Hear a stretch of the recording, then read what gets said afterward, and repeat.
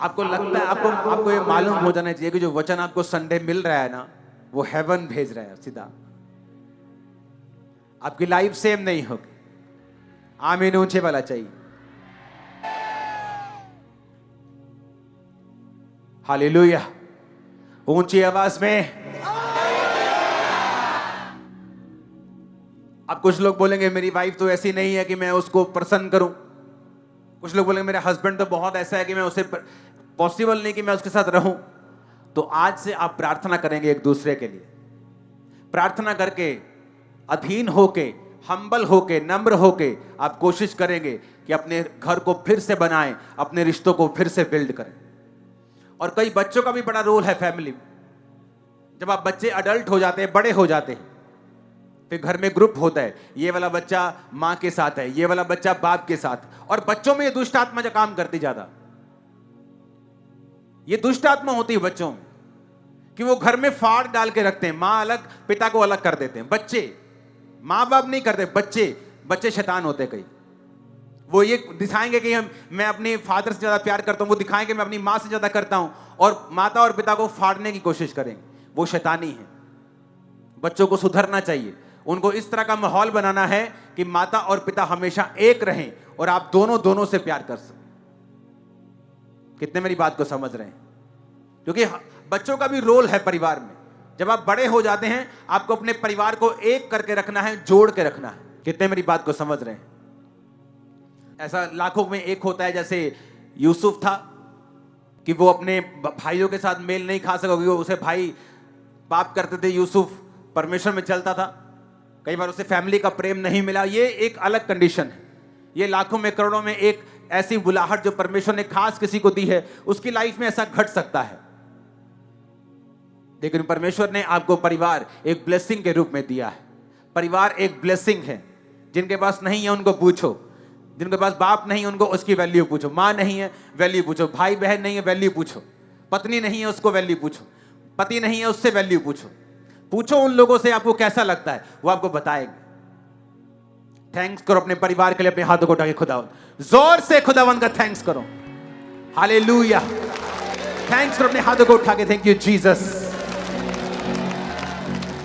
हाथों को हिला के थैंक्स करो अपने परिवारों के लिए। नाम लेके खुदावन का नाम लेके परिवार के मेंबर खुदावन का थैंक्स करो ऊंची आवाज में।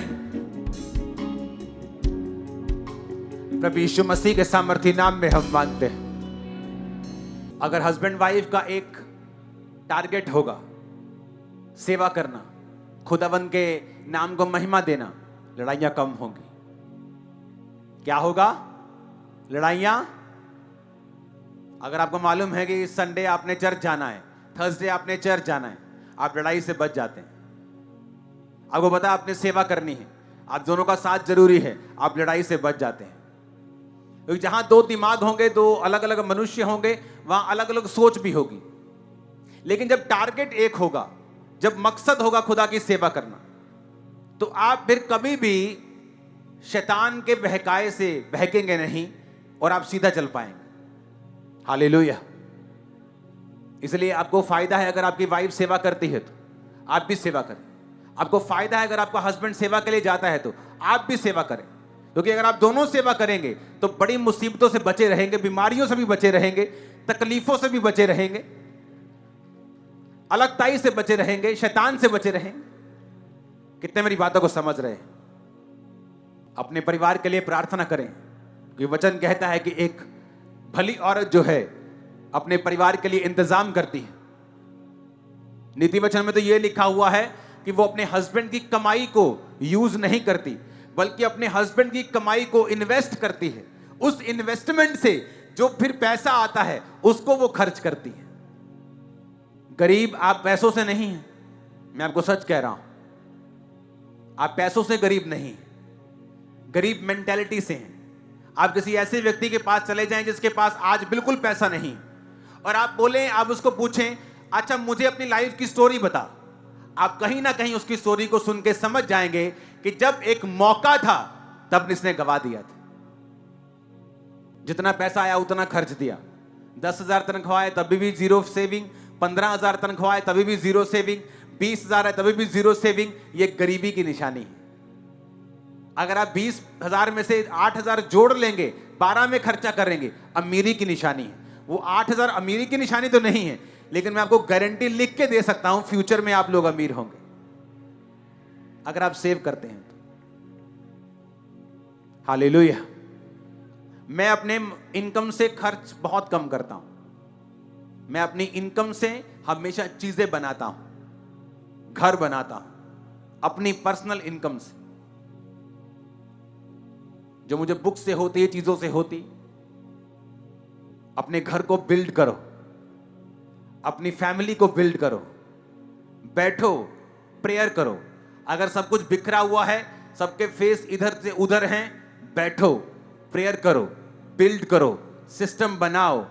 आप सेम नहीं होंगे, मैं आपको बता रहा हूं। हायर लेवल की ब्लेसिंग आपका इंतजार कर रही है। मैं ऐसे परिवारों को जानता हूं, मैं ऐसे 2 जनों को जानता हूं। मान लो एक जन कम बुद्धिमान है, मैं रियल स्टोरी बता रहा हूं आपको। एक जन ज्यादा बुद्धिमान है।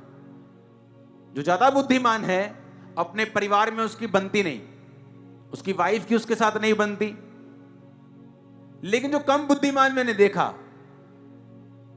वो परिवार में बड़े एक मन है, वाइफ, हस्बैंड, बच्चे, और सेम बिजनेस करते हैं, और दोनों में 100 गुना का फर्क है। एक के पास 100 है, एक के पास 1 है। सेम बिजनेस, सोच लो एक के पास 1 शोरूम है, दूसरे के पास 100 है। अगर मैं 100 कह रहा हूं तो मैं 100 सच 100 कह रहा हूं, सच का 100।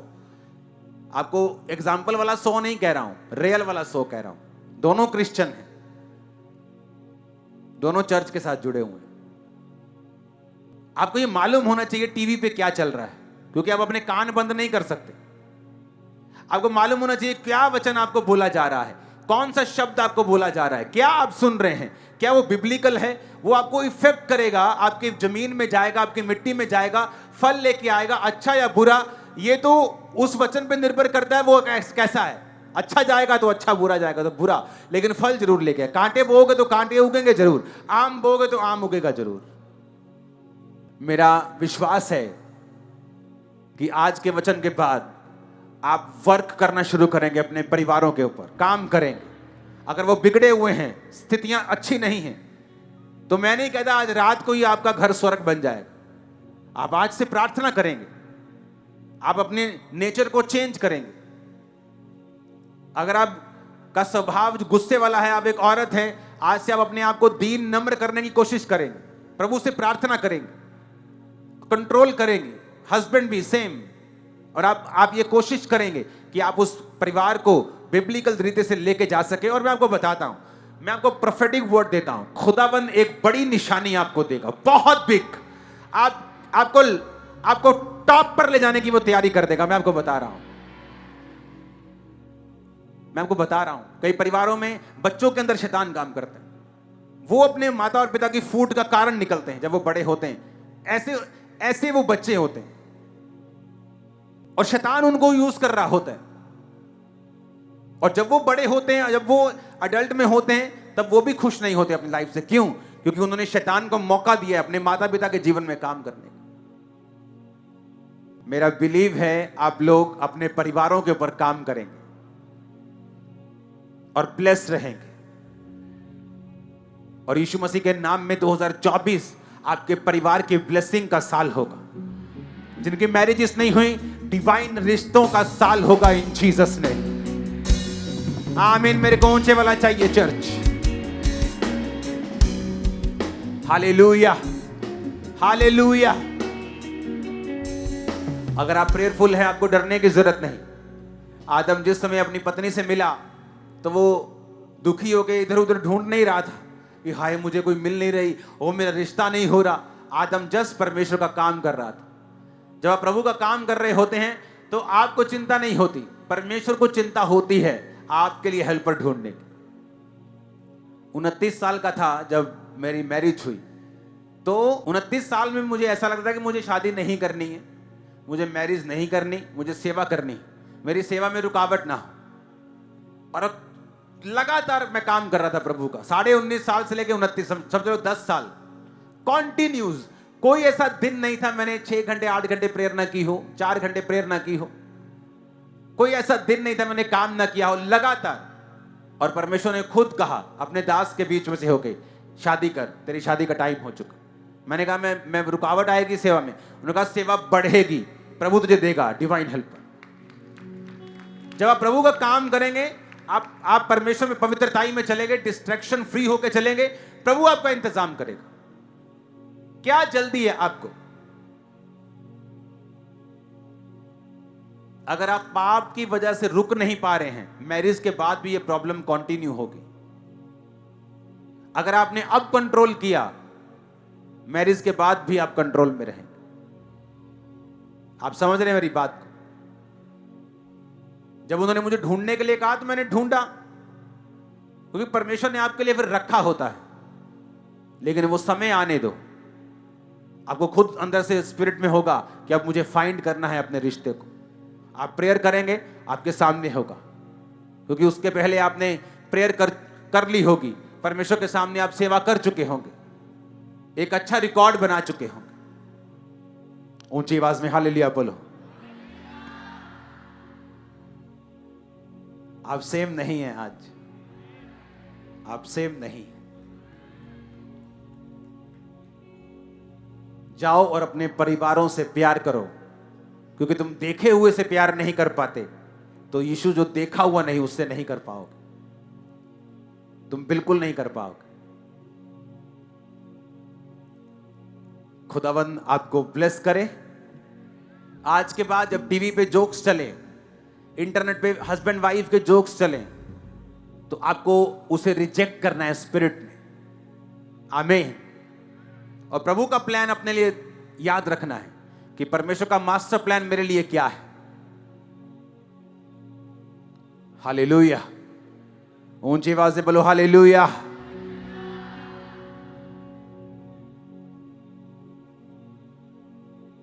दो 2014 में हम एक चर्च थे, 24 चल रहा है, कितनी हो चली? 150 के करीब। तो 14 में मैरिज हुई थी, 24 हो गया। मुझे मेरी मैरिज को 10 साल हो चुके हैं, तो 10 साल हो चुके मेरी मैरिज को, तो मैं इतना तो सलाह आपको दे सकता हूं। हालेलुया। 1 दशक हो चुका है, तो मैं आपको बता रहा हूं, अगर आप इन विषयों पे काम करेंगे,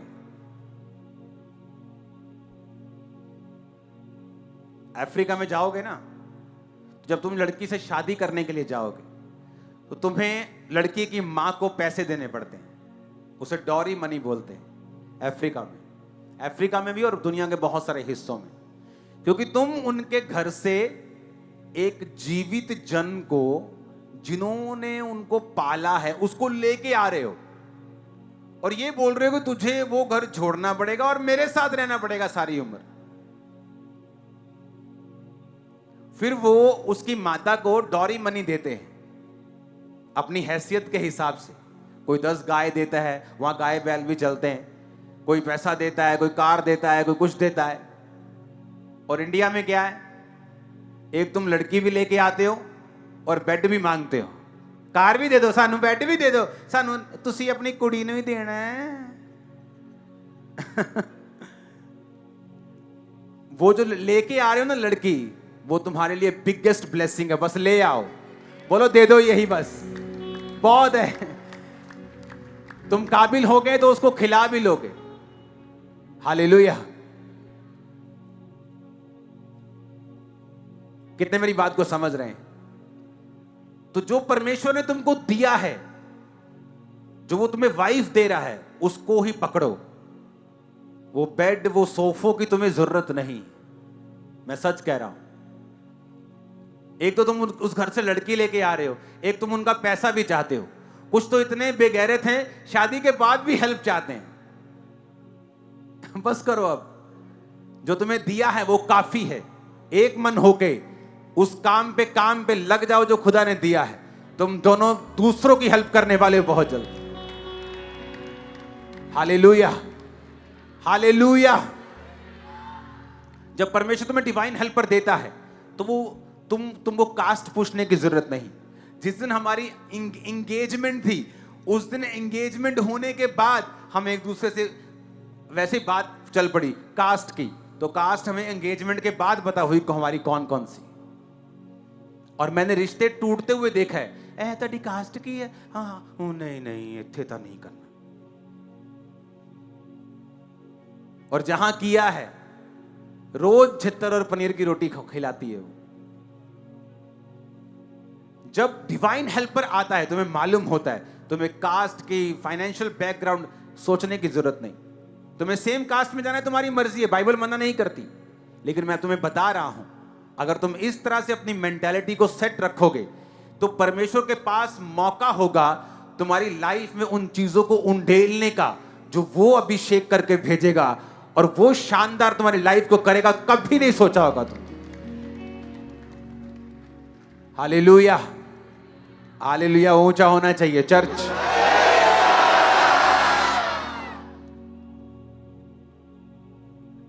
आपकी लाइफ सेव नहीं है आज से। आमीन। तो जब आप आत्मा में रहेंगे, स्पिरिट में रहेंगे, आप लाइट में रहेंगे। इसलिए वचन कहता है कि जो कुछ तुम्हारे पास आए, किसी जोक के रूप में, किसी सीरियस कन्वर्सेशन के रूप में, किसी की सलाह के रूप में, तो उसको वचन के बीच में से होकर जांचो और देखो कि क्या जो मैं सुन रहा हूं वचन ऐसा ही कहता है। अगर नहीं कहता है तो उसे रिजेक्ट कर दो, आत्मा से निकाल दो यीशु मसीह का नाम लेके। तुम सुखी रहोगे। God bless you all. सबको जय मसीह की। मैं जतिन बब्बर और आप देख रहे हैं मसीह परिवार चैनल। जैसे कि आप सब जानते हैं कि मैं इस चैनल पे प्रभु के अलग अलग दासों की वीडियोस डालता हूं, तो अगर आपको हमारा चैनल अच्छा लगता है तो आप इस चैनल को ज़्यादा से ज़्यादा सब्सक्राइब जरूर करें, ताकि आप प्रभु के वचन को सुन सके। वीडियोस को ज़्यादा से ज़्यादा शेयर करें ताकि जिन लोगों तक वचन नहीं पहुंचा उन तक भी वचन पहुंच सके। सबको जय मसीह की। एक बार मैं आपसे दोबारा कहूँगा कि इस चैनल को सब्सक्राइब जरूर करें और वीडियोस को ज़्यादा से ज़्यादा शेयर करें। जय मसीह की।